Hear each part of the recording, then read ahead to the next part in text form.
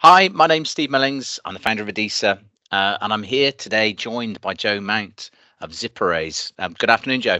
Hey, afternoon, Steve. Good to be here. Recently had the pleasure of doing some work with you, and Ziperase's product successfully passed our product assurance test, which is where we verify through a series of tests compliance to the IEEE 2883 standard. So congratulations, Joe. Yeah, thanks. Credit to our development team. It's awesome. Take the credit yourself, Joe. That's what we should. It's a great certification in the sense that we did a product claims 3 years ago, Yeah. which was just to me very basic test that our stuff was doing what we claimed it to.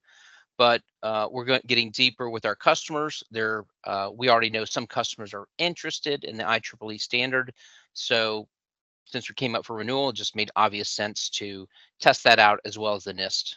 So that was helpful. For those who've not heard of IEEE 2883, can you just frame where you see it fitting into the specifications for sanitization space? Look at this kind of the existing standard that I think is out there in everyone's mind. It's the NIST 800-88, but it's a little antiquated. It doesn't cover some new things with drives, NVMe, solid state, and what to do in certain situations. And that's just because the storage market has moved and evolved. So IEEE has added additional components to clarify all those new advances in drives and what to do for data erasure. And so that's extremely helpful because if you don't have that as a software provider, you're going to have to improvise what you think it should be.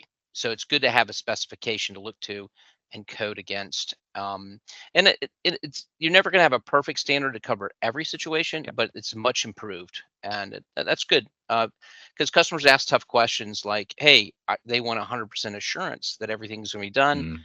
and you want to have a product that does that. But if you have a standard there that has weaknesses in, you kind of have to have that discussion with the customer. If you go back in the day, what, 15 years ago, I think when we first met, people were still talking Gutman. Right. And certainly in the UK, IS5, Information Assurance Standard 5, was the specification, which again is dated 2014 with its latest revision. Are you seeing a convergence perhaps where small specifications which may be regional, maybe national, we're beginning to see an international, perhaps global, that's quite a grand phrase, a global specification or standard that we can perhaps begin to have some confidence in that it's what we should be backing? Yeah, I think it would be ideal for the IEEE, but if we go back in time, when the NIST came out, there were still people coming along, and the states might have been DOD, wanting to do a Yeah. 3-pass, and we had to go through a lot of discussion with people of saying, hey, drives were modern at the time, didn't have to do a 3-pass, and this is true for the HMA standard, that there was a 3-pass as well, and so we were trying to get folks agreeing to a single pass wipe standard. So looking at back at that, that took some time. It took some education in the market. You and I are very close to the standard. We're very close to what's happening in security. People that write the specifications for the enterprise, they just repeat that year over year out. There are still some people out there that request 7-pass, which it's Mm. rare, but it's just an indication it's going to take time for IEEE to catch on.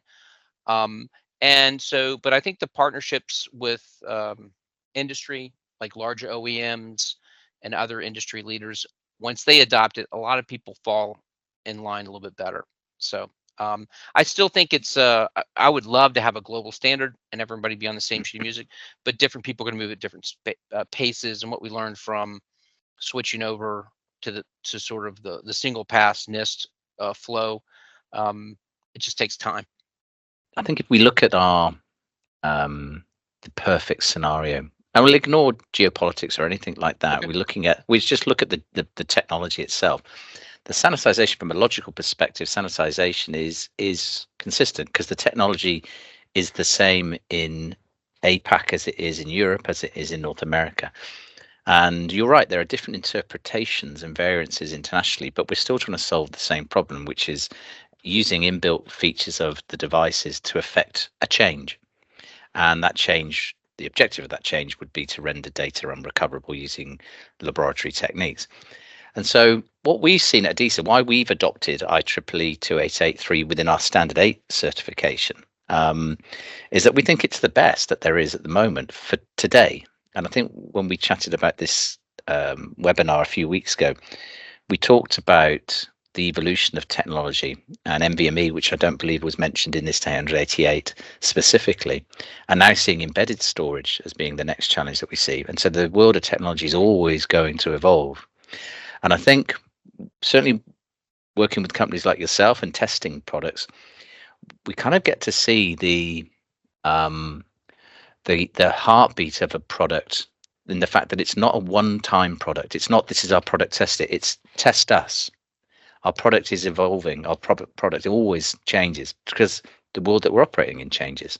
And I think that's kind of I guess one of the points that I want to draw out today is that just because there is a specification and a certification in our sake, it doesn't necessarily mean that's the end of the discussion. We need to continue discussing this, both, cert lab with a vendor, more importantly, to get clients to see that this is an evolving space. It's not, I read this 10 years ago, therefore it's the same.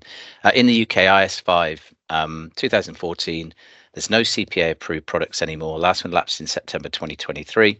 So compliance with that can't be achieved. And so if it's still being written into a vendor specification or a customer specification, it can't be achievable. And so what we want to do, I think, is start pointing at something which we see as being credible and evolving. IEEE, the certification that you guys have achieved, for me, is the best that there is at the moment today. We're seeing you, I think, in October, aren't you? You're coming over to this side of the pond. Absolutely. We'll be there for the ADISA event in October. Looking forward to that. If you're watching this today and you're certainly in Europe, definitely in the UK, there's an event in QE2 in Westminster in London where we're talking about the product life cycle. It's not just about data sanitization. It's about eco-design, right to repair, some really clever stuff on recycling using bioleaching. It's the whole product life cycle with the objective to try and be as sustainable as we can. Where Joe's company kicks in is sustainability in terms of extending the product life cycle has to start with security and dealing with those concerns. And that's where a product like Ziperase can really help. The technology keeps going, but I think what has been the same is those conversations with customers, whether you're an ITAD or a software provider, talking to understand what those security concerns are and making sure that we're addressing those. So I think security is always something that needs to be paying attention to, and that's going to continue to evolve. And data erasure, and there's always challenges to getting to products. That has changed, but actually, it's a growing more knowledge with customers that understand the benefits. And I think one thing that stands out is with what we call ESG or those type of sustainability or circular economy things. Those are buzzwords that we hear all the time now. So folks on the enterprise level are really paying attention to that.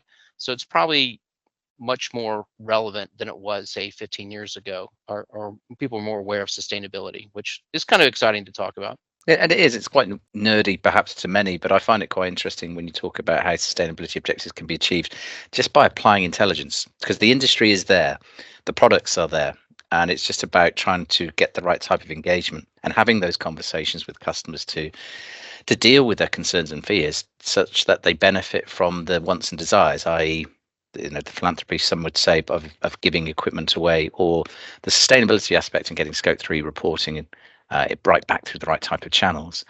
So all of that good stuff is very current now for ITAD. So it is an exciting time, I think, to be in this sector, as we tick a lot of boxes across the whole range of problems which the enterprise faces. Joe, thank you so much for joining me today. Come October the 17th, Westminster, go to adisa.global. You'll find the conference link there.